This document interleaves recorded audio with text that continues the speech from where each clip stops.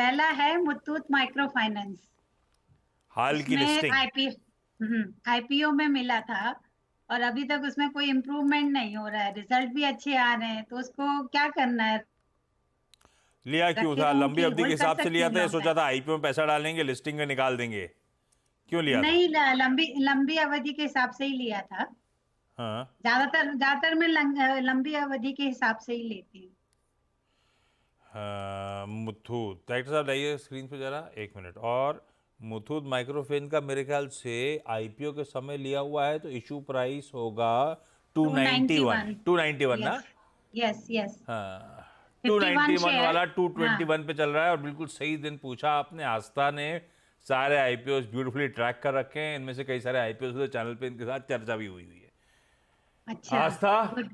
भाई एमएफआई कैसी लगती है? मुथूट माइक्रोफिन जब आई थी तो मुझे अपन ने चर्चा करी है या फिर चैनल पे मेंशन हुआ हुआ है कि बाकी स्मॉल फाइनेंस बैंक्स, बाकी पीयर सेट्स के हिसाब से बहुत कुछ टेबल पे छोड़ा नहीं था। अच्छे ब्यूटीफुली प्राइस टाइप आईपीओ था। खैर, अब भी 221 पे चल रहा है। 291 की कहानी थी वो। तो क्या करना चाहिए इस पे? मैम ने पैसा लगाया था, नीचे ही जा रहा है स्टॉक। जी बिल्कुल।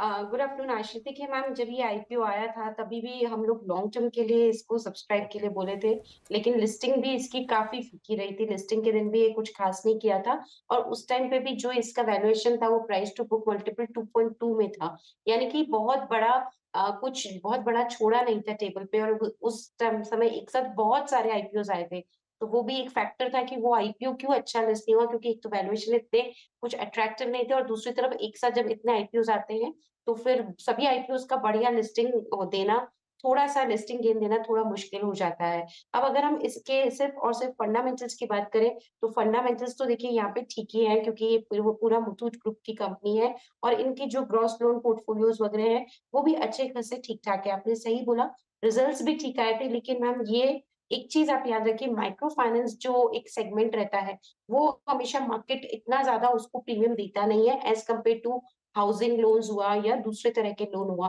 वहां पे एक रिस्क एलिमेंट हमेशा ज्यादा रहता है, क्योंकि थोड़ा गवर्नमेंट के रेगुलेशंस वगैरह आते हैं। तो अभी हमें क्या करना है, मेरे हिसाब से मुथूट माइक्रो फाइनेंस में अभी तो मैम आप होल्ड ही करके रखिए।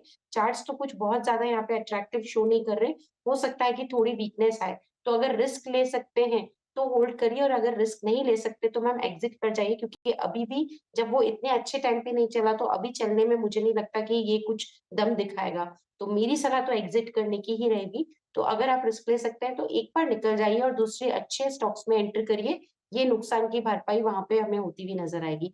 तो मेरी तरफ से तो एग्जिट करने की सलाह है। बहुत बढ़िया, सही बात है। अच्छा बाजार है, अच्छे फाइनेंशियल्स डिलीवर कर रहा है, उसके बाद अगर ये स्टॉक नहीं चल रहा है तो स्थिति गड़बड़ाई किसी भी फ्रंट पे, तो सोचिए क्या हाल हो सकता है स्टॉक का। एग्जिट है आस्था की तरफ से।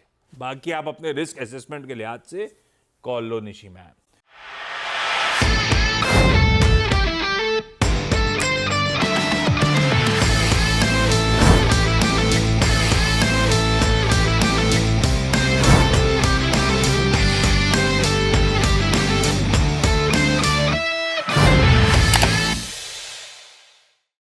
बता दें कि मनी कंट्रोल पर दिए गए विचार एक्सपर्ट्स के अपने निजी विचार होते हैं। वेबसाइट या मैनेजमेंट इसके लिए उत्तरदायी नहीं है। यूजर्स को मनी कंट्रोल की सलाह है कि कोई भी निवेश निर्णय लेने से पहले सर्टिफाइड एक्सपर्ट की सलाह लें।